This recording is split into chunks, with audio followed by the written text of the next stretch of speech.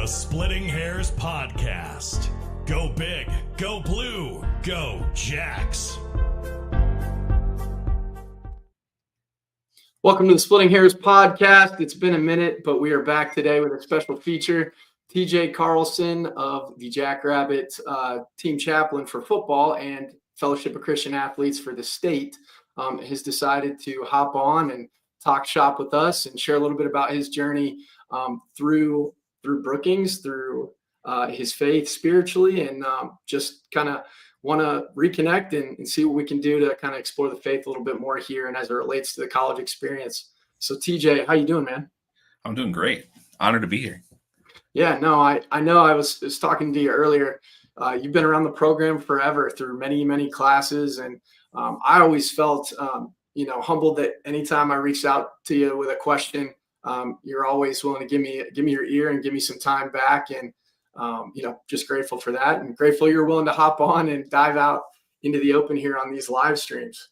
Yeah, for sure. I'm always honored when someone asks me and still wants my opinion maybe on something, or if I can help out. And that's what we talked about. If like our relationship was what we thought it was, right? It wasn't just about during football. And so awesome to, always connect. And I'm probably not going to be the most exciting guest maybe you've ever had, but we might get some good stories to share over here. We'll pull out some good stuff, that's for sure, because I know we're deep into philosophy here as it relates to spirituality, ethics, and some things that might be intriguing to the broader public here, especially as it relates to going through the college experience, right? And so I guess we'll kind of start there. How did you come to South Dakota State? What was your journey like as a student and beyond? Yeah, so it's kind of a wandering journey a little bit, right? So Coach Stig's first year as the head coach, I'm a senior in high school at Brookings High School, and thought I wanted to coach in the NFL, right? But you got to get in the college game first. And I was in a marketing class that was like 3 hours long, and you got to like job shadow someone, right? So I asked Coach Stig if he would allow me to do that, and he said yes. And so I shadowed him his first year as the head coach. I'd come to the trailers, sit and watch film, listen to those guys watch them drink Mountain Dew and eat some seeds and break down film. And he'd let me come to some practices. And so then my freshman year of college, I was a student coach, freshman and sophomore year. Met my wife, or would then be my wife, at SDSU. Saw the amount of time that college coaches put in, and just I just didn't know if really what I thought I wanted was really what I wanted, right? And so God kind of took me on a journey educationally. I ended up being on a church staff as like a youth pastor and a college young adult pastor, and then the assistant pastor for 11 years. And then during that time, Coach Stig would kind of bring in he'd just do pregame chapels, right? And he'd bring in local people to do that. And so I got to do that a few times. And then he'd have me come a couple more times. And I always loved, at that time, Thursdays practices were a little more upbeat, and we'd do like 2-minute and stuff like that. So I'd kind of drive into and come to Thursday practices quite a bit. And it was like between the 2009 and 10 season, he and I just chatted. I think I had like a FCA magazine, and I wasn't really involved in FCA at the time, or knew a ton about it, but I had an FCA magazine. It was I think Clemson University had an article in there about like a FCA chaplain and doing Bible studies with the guys and stuff like that. And I was like, what would it look like if we did something like that? And he let me. And so 2010 season came around, and that was kind of my first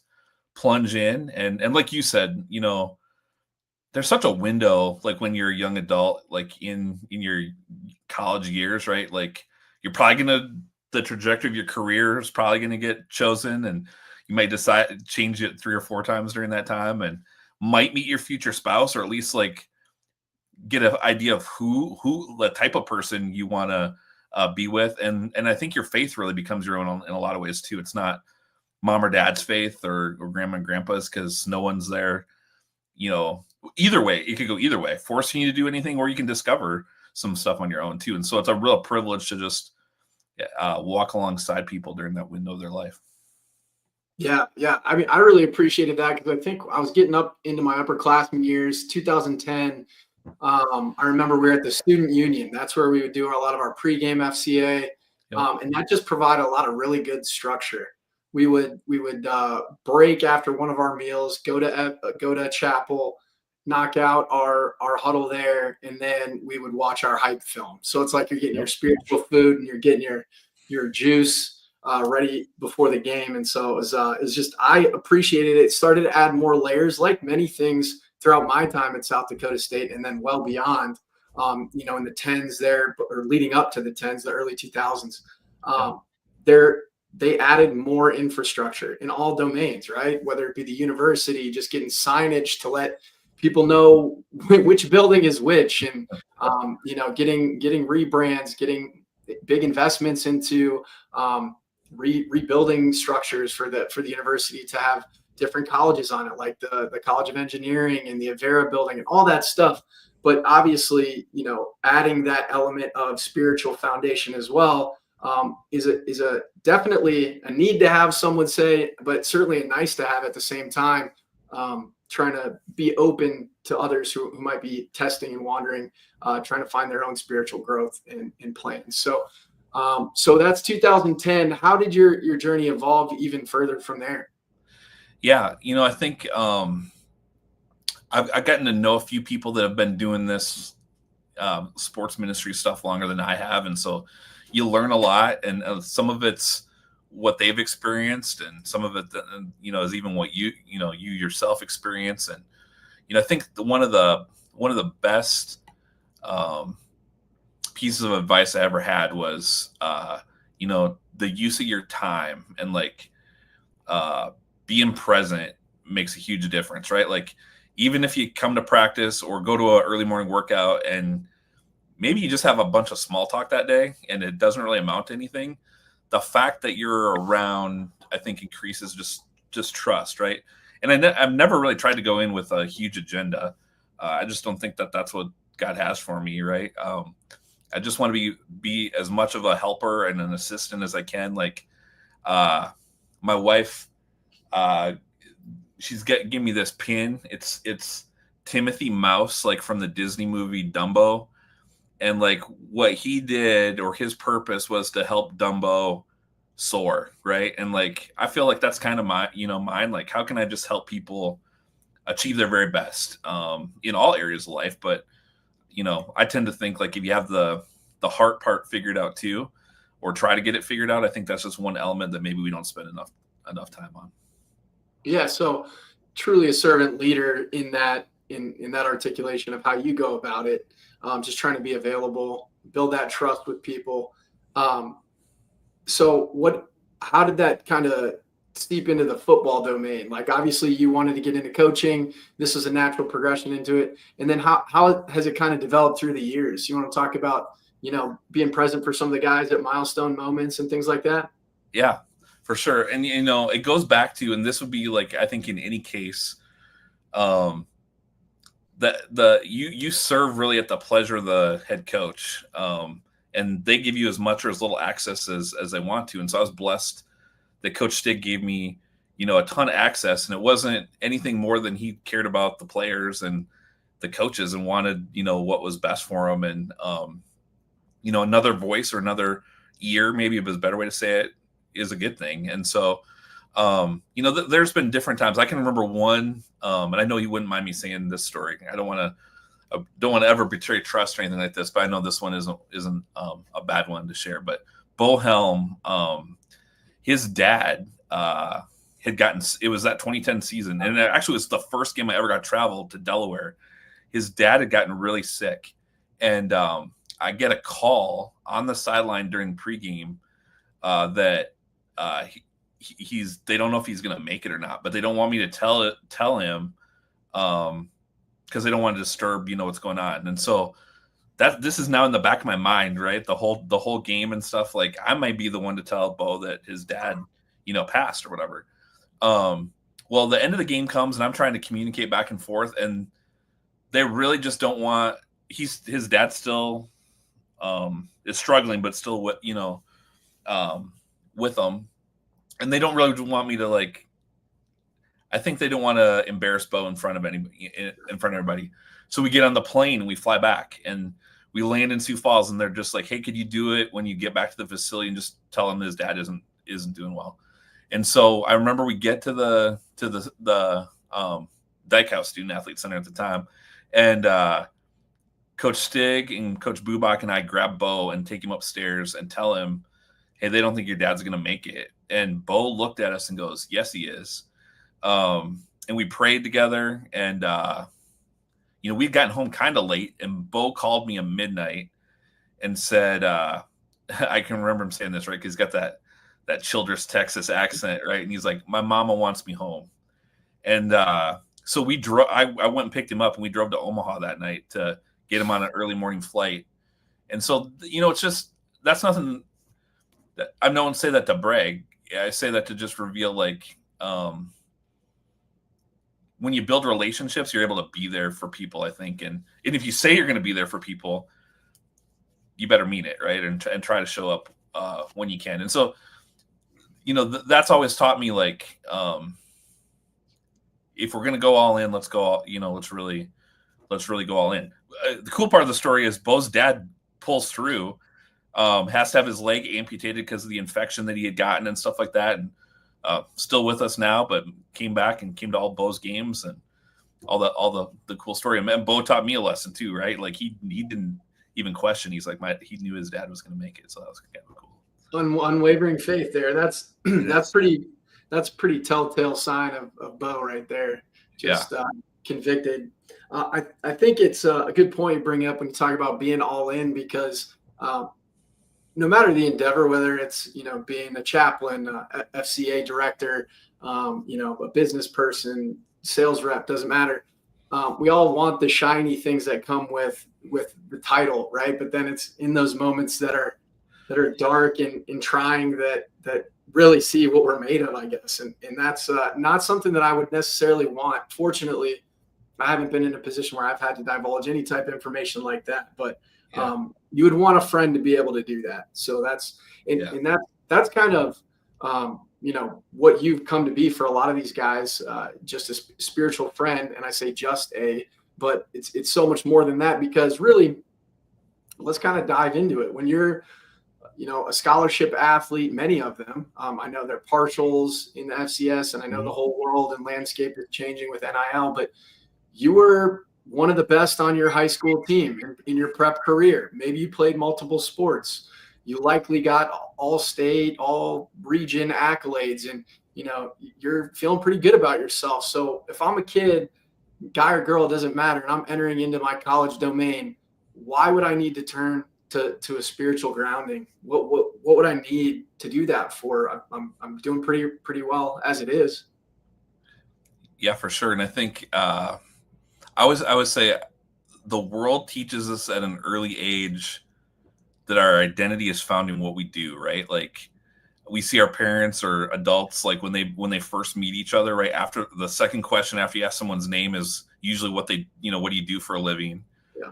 Or even when you're little, like what do you want to be when you grow up is like a question everybody asks somebody.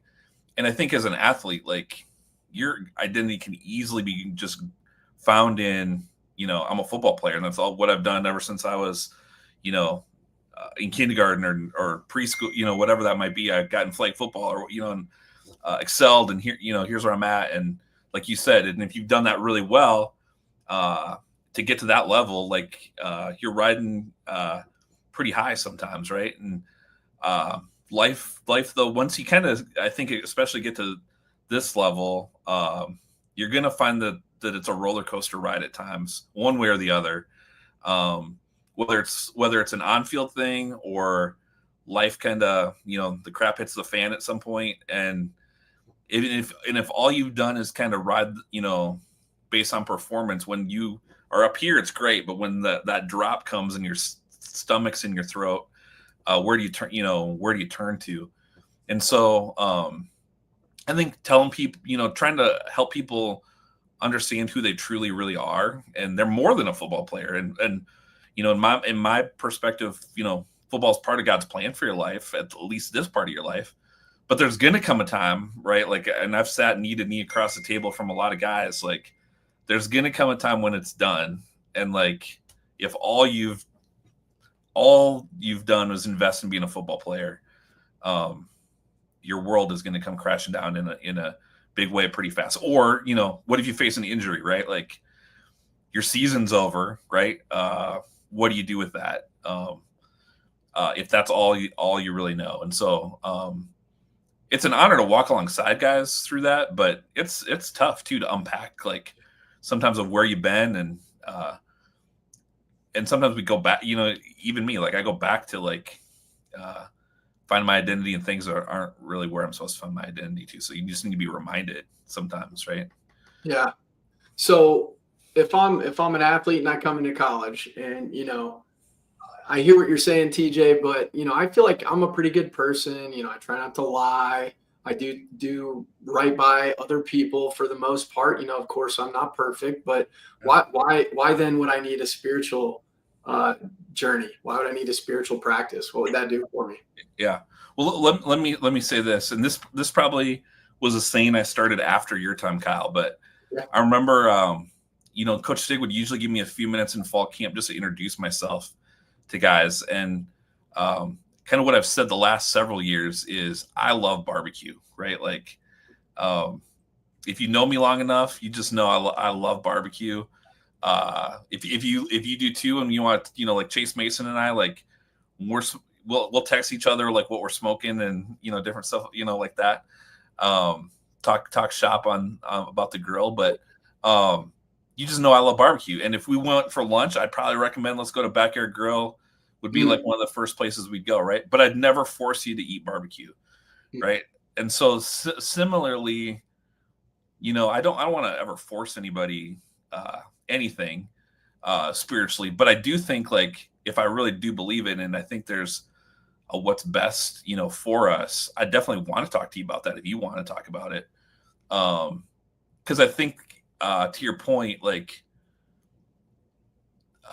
there is a hole in our heart that we can't fill by anything else. Like, you can have some national championship rings, and or it could be alcohol or girls or sex or, you know, any of the things can temporarily, like, kind of fill the hole, but we all know it doesn't completely fill it because we keep going back for more. So, but, you know, there is a God that I believe that wants to fill that hole in our heart with a relationship with him. And, but again, I don't force that on anybody, but I'll have that chat with anybody that wants to have it. Yeah. And you've certainly had that with me. That was the big philosophical question that I just couldn't get around probably a decade ago. And I think what you told me more or less is like, what inspires those ethics? What grounds those ethics? Because the ethics have to be in service of something else, a superordinate principle or something that's a higher operating at a higher frequency. Because otherwise, you're just kind of going through the motions of what you think is good, which would be your own personal endeavor again. So, yeah, that's you know, really well put. And you've always been the type. You're even doing it on the interview right now, like, I'm here if you need me type thing. And I think that's a really good approach for people when they're grappling with spiritual, you know, our spiritual life is the most daunting, right? It's why people undulate back and forth, and, you know, they're always trying to find their way more or less. And when you talk to someone who's maybe entering into the college life and they maybe have had a little bit of spiritual grounding before, but they don't have a ton now, where's a good place to start? Yeah. So, well, here's what I would say too about that, Kyle. Like, I think, and maybe this has been a little more I would say it's probably more organic during your time, and maybe a little more established now, of having, like, who are, like, the student leaders that can speak into guys' lives as well.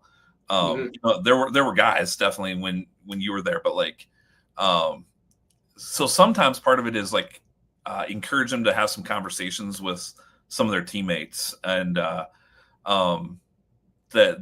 you know, maybe kind of have a little more of a grounding. One of the things we do now that I know we didn't do then was we do a player Bible study at my house every, we didn't do it for a long time. And then we started it and did it just in the spring, or like spring semester when guys would come back. Cause we were like, oh, everybody's busy, during the school year or during the season.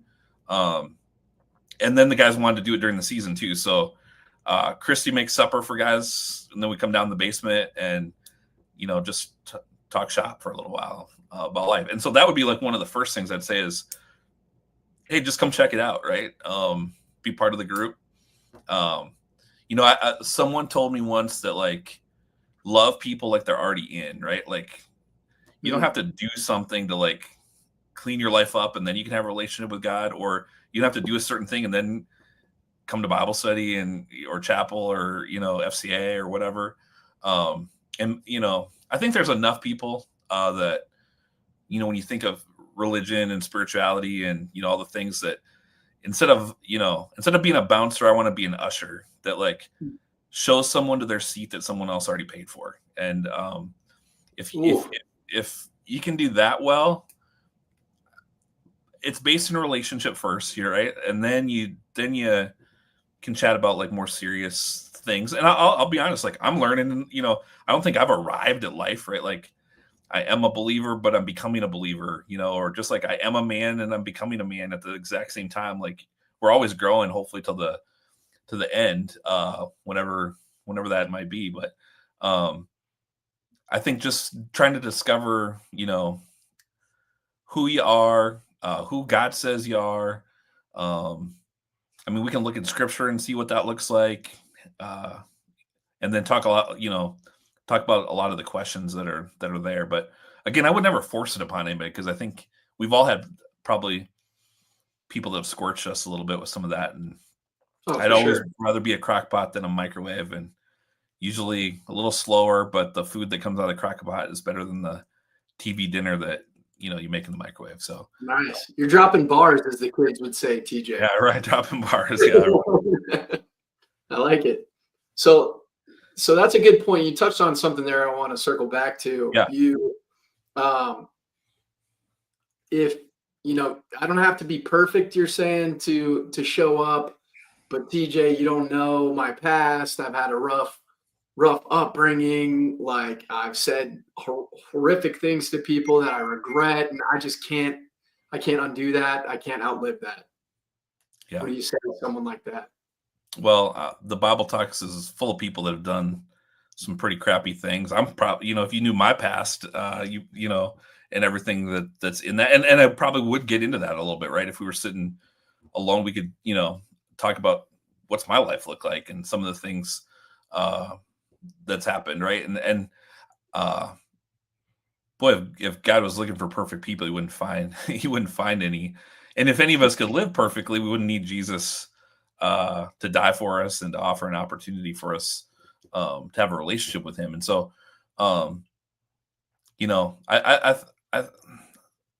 we make things maybe more complicated than they need to be sometimes, right? And but it's like anything, right? Like, I'm not a great golfer, and so, like, if someone invited me to go golf, I'd probably find an excuse not to go because I don't want to embarrass myself, right?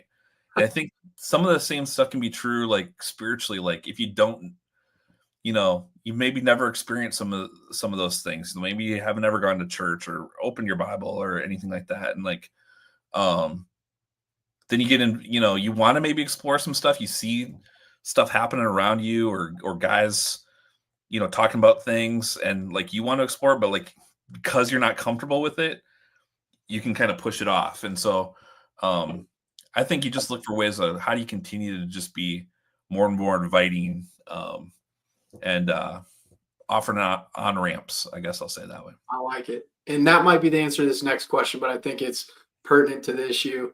TJ, I understand what you're saying. It seems pretty good. I don't think you guys are causing any real trouble, getting together. It seems like you guys enjoy each other's company, but we're at an institution of higher learning here. And, I just can't wrap my head around how what I'm getting taught over here in physics, how that coincides with what I'm seeing in this, what seems like a beautiful story, but I just don't know if it's factual. Yeah. Well, I mean, you're not the first person to struggle with, with that for sure, right? And I mean, we could look at books uh, that would try to answer some of those questions on either side of it. I mean, at the end of the day, you got to figure out like whether the questions you have are intellectual questions, which I think if you investigate it, there's some great intellectual questions, but there's some great intellectual answers that match up to it, right? Or if it's like, even if I had all my questions answered, I'd still push back, right? And like maybe because it's like I just don't want to change how I'm living my life, and I'll respect that if that's the true, the true answer. I don't think you'll live that in that lane forever, because at some point you'll realize that this isn't good. But I think you gotta, honestly, I just have to try to figure those things out, like, because there's some really great intellectual questions if you're honest and want to, investigate them. That I think personally, a God that is really a God of order. If he really created this whole universe, like there's a lot of order and design to it, and I think we see it. I really do. Like nobody looks at Mount Rushmore and goes, "Wow, look what millions of years of rain and wind like." It almost makes it look like four faces that resemble presidents, like even though none of us were alive, you and I weren't alive when Gutzon Borglum carved Mount Rushmore, we know that there was a designer, right? And so like I think there's something in us that kind of knows, so I don't think that's probably why we wrestle with it a lot of times, is like how. Well, it's so daunting, right? You look around and you look at the majesty of us floating and hurling through infinity on a rock, which we know, but it also, there's this narrative that explains in simpler terms for people of all different origins and races to understand and investigate and have a relationship with throughout the ages. I think it's mind-blowing, really. And if you study even the modern theories of simulation theory and all these other novel notions that have been thrown into the fold, it still circles back to, wait, there's a great comedian that did a bit on this. He's like, wait, so you're telling me that we're in a simulation, and like who created that? And it always circles back to the unmoved mover theory, right? Which would be something of divine origin or perpetual existence, omniscience, like a God would be, the God of the Bible. So when you look at those things, it's always interesting how it comes back to that, and how science or evolution even does not disprove the theory of God, right? Or vice versa. Right. So I think that's fascinating. And like, what is 7 days to God, right? Right. And I think all these things, I felt like that this will segue into the next question. I felt like this was a perfect time to have you on too, because we're starting to see such a groundswell of people diving hardcore. When I say people, Gen Z, millennials, all different generations diving hardcore back into the faith. And I wonder if you have any intimations why that might be. Yeah. Well, I don't know exactly, exactly why. I can speculate maybe a little bit, like, first of all, I'd say, is God pricking our hearts a little bit? Maybe that's part of it. I think social media, like anything, like just like money, I think is neutral. Social media is right, can be good or evil, right? Like, or there can be evil things or good things that can come from it.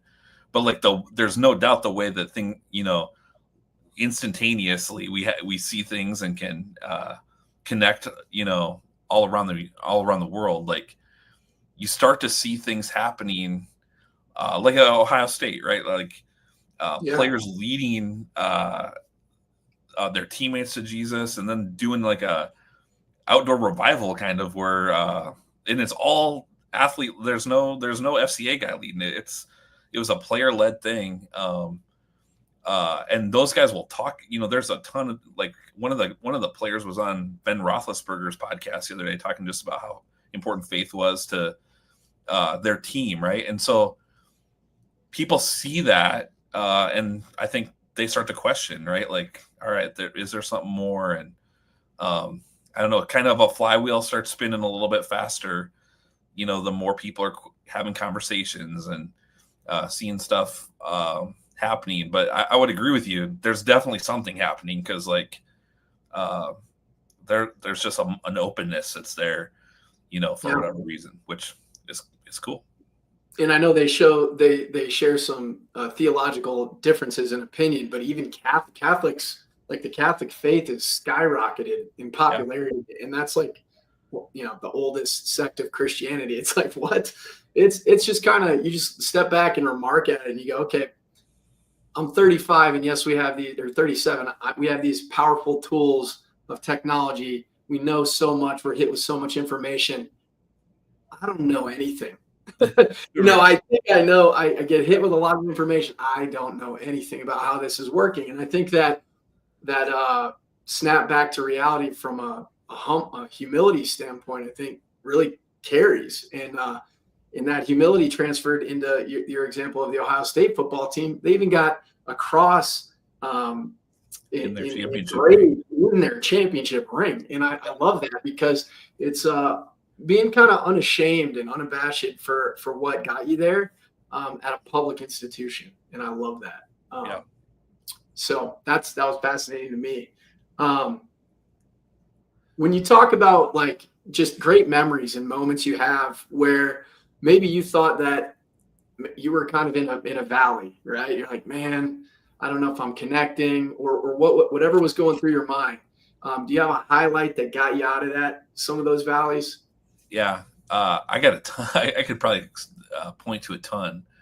I always say this, like, blessed to be on the sideline for this will be season 16, right? And for so many things, although I don't remember like all the details of games like some people do, but I remember the emotion kind of how I felt, where I can remember guys' faces, right? Like when they're celebrating and excited and those things. But there's been times, and I learned a long time ago, like what I share in a pregame chapel has no effect on a win or a loss, or if I think it does, that's pretty prideful.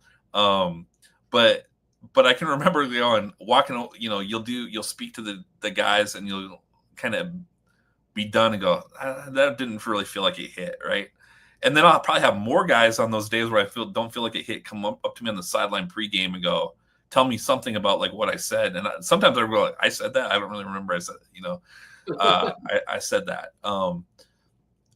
Being asked to do a wedding's pretty special. I've done 27 Jackrabbit weddings, not all football, but and some of them are both student, the guy and the girl are both student athletes, but those are very honoring, and will get you out of the dumps pretty quick if you have them. And then you just see guys grow and like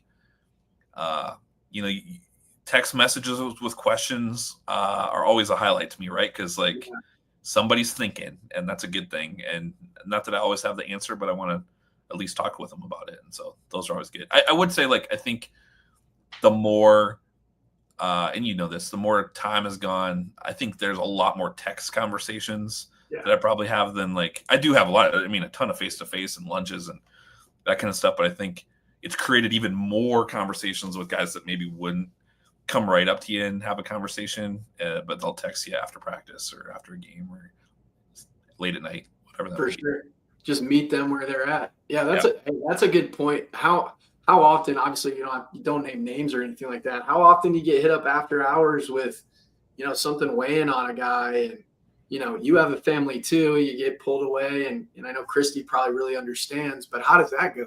Yeah, it happens pretty frequently. I'll say that. Like you got to discern, like, is this, how serious or how in depth you want to get? Like, can you just bounce a few texts back and forth and get to like a place of, a good spot, right? Or like, hey, let's have lunch, and like talk about it more. Obviously, if I feel like, hey, this, there's been times when like, hey, where you at? I'll come chat with you, right? Those are rarer, but like there are times when those kind of things happen. And Christy's great about that kind of stuff. I think when we're in a super unique position, and like it's not 8 to 5, and your mind doesn't shut off too much to it, or your time doesn't really shut off too much to it, but that's okay. But there are seasons of just like, hey, are you going to hurt yourself or somebody else? Let's talk in the morning. But those aren't super too frequent. They're outliers, probably. So that's really interesting. So talk about that? Like, your family, they're bought in, they're blue and yellow through and through. What's their experience been like with their dad, being the team chaplain? I've seen them on many a trip. How's that getting to grow up in that shadow? Yeah. I think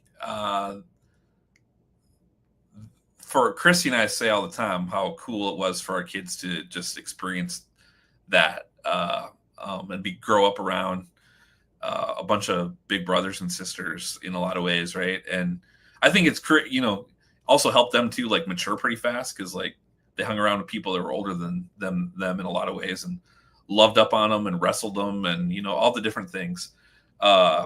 So my son's 23, Noah, my daughter's 20. And so the last 2 years, Sydney's been helping with operations with the football program. And so that's been cool for her. And I try to kind of let her do her thing and not, step in too much. But she out of all of us, she probably bleeds blue and yellow, even maybe the most of everybody. That's awesome. But we would all say it's been a huge blessing in our life for sure. Yeah. And so to that point, you could have picked many things to embark on in your career. Certainly diving into football could have been one of them. Didn't have to do it at the highest level at NFL, but you could have taken a different route, could have sold insurance. You could have done a number of things. Looking back on your career to date, even through the hard times, any regrets? What would you do differently? What do you enjoy the most about it, you think? Yeah. I enjoy the most relationships. Yeah. Easily. I would say it's cool to see, sometimes you don't see what God's done until you look back and even though like I thought I wanted to coach, like I said originally, how full circle that came. In a lot of ways, I think I do coach hearts, in some aspect. And had I not done the student coaching, that probably set an opportunity. Again, had a relationship with Stig at that point. And so, creates kind of that on-ramp for me. I don't know. I don't have a ton of regrets, but I don't live in a lot of what ifs or whatever. Christy would always, I remember the kids would say like, what if something, and she said, we don't play what ifs. And I don't know. I've always kind of, I don't have a ton of regret for sure. I like that. What do you think gives you that perspective? I know your faith, but what do you think? Do you think it's something you were kind of ingrained with biologically? It's in your DNA? Is your family like that? Yeah. I don't know. Like, I think there's always lessons you can learn, like from mistakes or failures or whatever. But like, because of that, like if you have learned lessons, like, I don't know if I'd ever go back and, change a ton, like there's little things like, dang, I said something kind of hurtful. I wish I wouldn't have, said that. Like, if you get into the microscope thing of life, but like, as far as like big things, like it's shaped me and who I am and on the path I've been on. So that's awesome. And do you want to share a little bit about what you're doing with FCA? I've noticed, walk me through, you guys do like little kids flag football and stuff now? That's awesome. Yeah. So, I think I don't know. Time goes so fast. I think this is year 10 maybe now that we'll do flag football. And it's a super, kind of a super unique thing. So Brian Hansen is on staff with FCA in Sioux Falls, played in the NFL for a bunch of years. He started a flag football program way before FCA thought it was cool of us to be doing stuff like that. And literally in the Sioux Falls, Laverne, Minnesota, Brandon area, I think they have almost 2,000 kids that participate in their flag football program in the fall. So about 10 years ago, Cam Jones interned with us in the summer, and we talked about, hey, what if we did this, right? And so on Sundays in the fall, which was been players' off days, we started a flag football program. It started with 75 kids or so that first season, and we did it on the grass double crown across the road there back in the day. And then We've done it ever since, minus the fall of COVID, which we don't want to talk about. But minus that time. But like it's grown. Like we had 300 kids, I think, this fall. We got to the point where we really don't have parents coach anymore. It's all Jackrabbit football players, and then they're partnered with other student athletes. We had I can't remember the exact number, over 80 student athletes that helped us out this last fall, coaching kids first through sixth grade, and this year we're going to add a little shorter. We're calling it K-ball for kindergartners, and it's going to be just a little time sandwiched in. But really, it's such a win-win-win program, right? Like I think for our players to serve, it's huge, and all of our student athletes to come and do it, is awesome, and give of their time for an hour and a half is huge. But our football guys to take their one off day during the season, I think is amazing, and then it gives them a connection point with the with the community, because those kids love them, right? And they're gonna come to games, and they're drag their parents to games and come find them after the games, and all those things. It's a win for the university. They're so welcoming to us, allowing us to rent facility space and do those things, and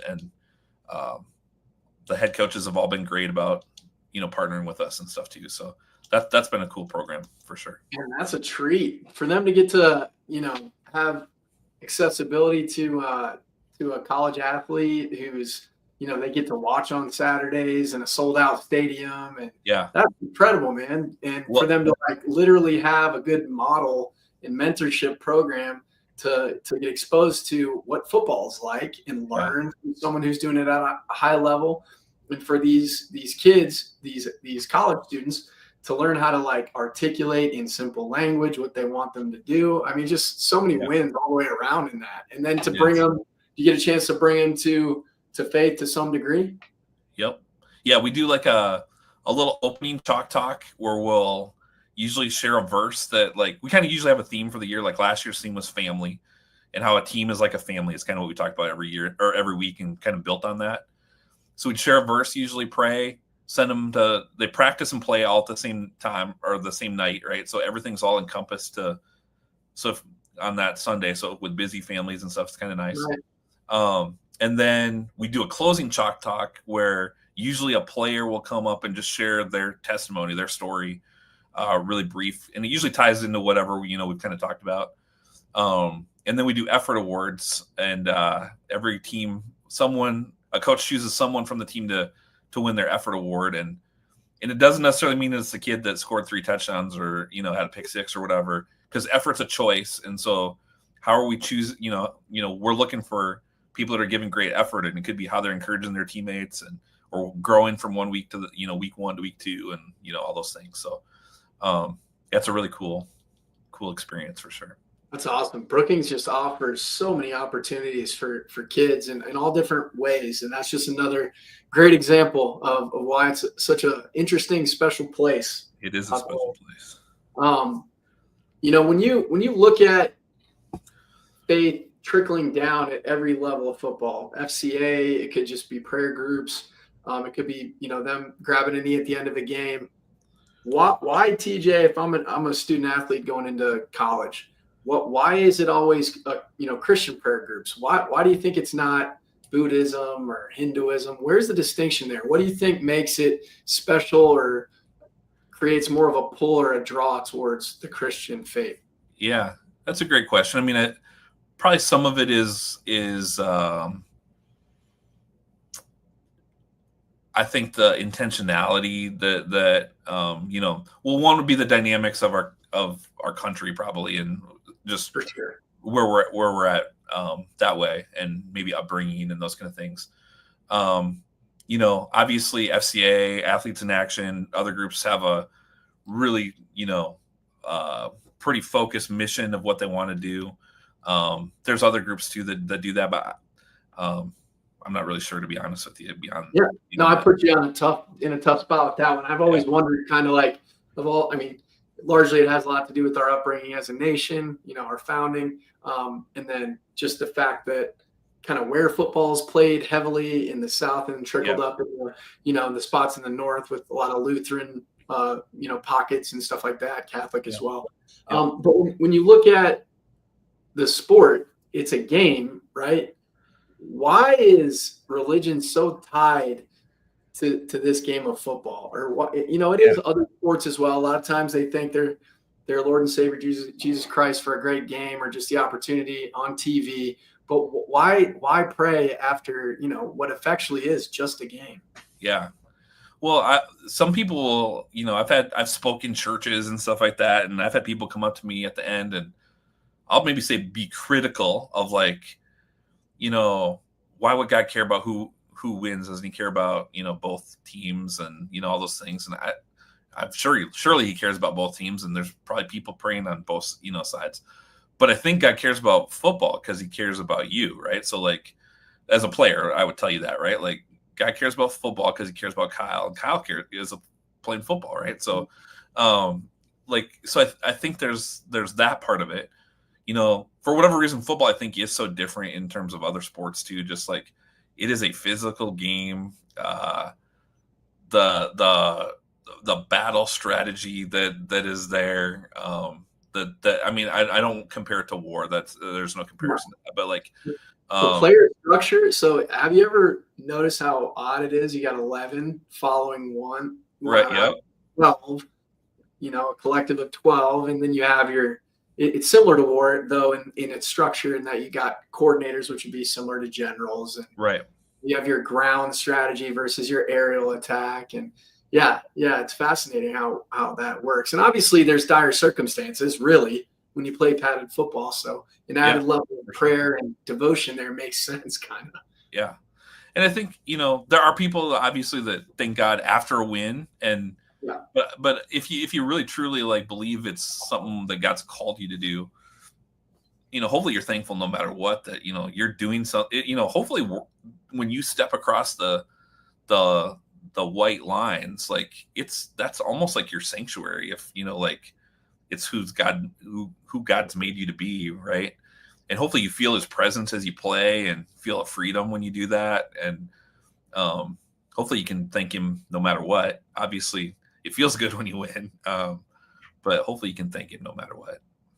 Yeah, that's probably a good point. And I got a couple more questions, and then I'll cut you loose here. I really appreciate your time, especially volleying back and forth with me as I play kind of devil's advocate to try to understand how one might come by, exploring FCA further or just their faith. When you look at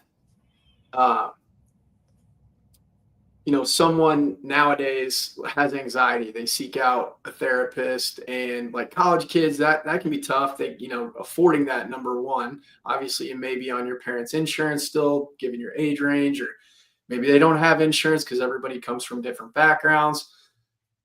You got TJ, you got the FCA, you have a Bible study. What can I expect to quell my anxiety? Like, what's the time frame? Is it, take 2 of these and call me in the morning? What can I look for in this, and how do I go about it? Yeah, I mean, I don't think that it's one or the other. I'll say it that way. Although I do think we're layered. You kind of talked about layers earlier. I think we're body, mind, and spirit, right? And I think that's one of the things we don't really talk about, enough. In some cases. And so, scripture talks about in Philippians that God wants to guard our hearts and minds when we trust him and when we pray to him, and those he doesn't want us to be anxious, and there are places where we can find peace. Now, that's not saying that there isn't times for a counselor and going deeper in some of those things. Absolutely.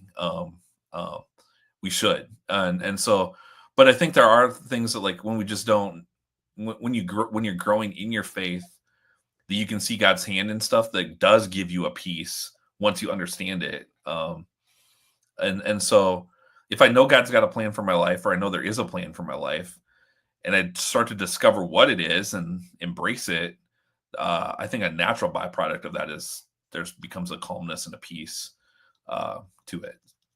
Yeah, that's a good point. I think just sharing from personal experience too, anytime I've gripped the steering wheel too tight and thought that, oh, I worked for this, I'm going to pursue that, and you get caught up in your own will again, right? Not my will, but his be done. And that's kind of um, probably the most frustrating at times part of walking in faith. Like, well, how do I know if it's my will or divine will here? And am I emptying myself to let that happen? And just stuff like that. I saw a great thread yesterday, and this is another interesting thing that I'm seeing a lot more of is like Christian popularity through memes. It's bizarre. I would have never thought. I would have never foreseen that coming. So, but in this meme, it said you prayed for courage, so you were shown a storm. You prayed for calmness, so you had a trial. Like it's just it's talking about the reverse of everything that you've been seeking because it's not your will again. And so I just found that fascinating. I think we get caught up so often in like this is what I'm going to set out to do, and like you don't know what doors are being closed that are working in accordance with his will too, that are helping you, I think. And that's something that takes a long time to learn. I still don't think I've figured it out, but Yeah, no, that's good. I don't remember Evan Almighty, or I think Evan Almighty, Bruce Almighty, one of those two movies, where Morgan Freeman, plays God, and the wife had talked about more family time, I think, and been praying about that. And then I think it might be Evan. I don't remember. One of them was building an ark, and so they had more family time. And I think the Morgan Freeman character, tells her, just like if you pray for more patience, you just get a bunch more patience, or you get opportunities to be patient, right? And yeah. we don't normally want more of those, but that you're right on it. It grows us for sure. Yeah, and I think this is a great point to say this. I think if you do go all in, I think, and you draw a line in the sand, you should probably be prepared for it not to be super easy. I don't know if you want to highlight that because I mean that's been my experience. Yeah, But for sure. I think, if what we're talking about is real and there's a spiritual battle that goes around us, which I think it is, and I firmly believe that it is. Like when you start to go all in, there's an enemy that doesn't want you to succeed, and you get a target, put on your back. And I know I just baptized a guy the other day, and he and I were talking about that. Like just be prepared. Like you just kind of put a target on yourself a little bit, whether it's, I think, a spiritual target, and there's just going to be people that are going to be critical of you too, for whatever reason. But our battle isn't against flesh and blood. yep, principalities and spirits, right? Yeah. When you look at